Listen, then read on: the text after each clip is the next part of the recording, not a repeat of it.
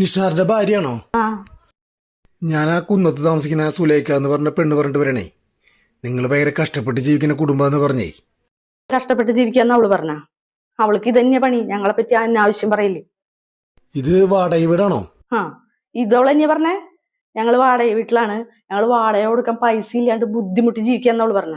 അന്നൊരു കാര്യം നിങ്ങൾ കേട്ടോ, ഞങ്ങളുടെ വീട്ടിലെ TV ഉണ്ട്, ഫ്രിഡ്ജ് ഉണ്ട്, വാഷിംഗ് മെഷീൻ ഉണ്ട്.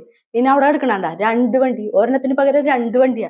പിന്നെ ഇത് നോക്കിയേ, 5 പവന്റെ മാല 2 ദിവസം മുന്നേ മേടിച്ചിട്ടുള്ളോ.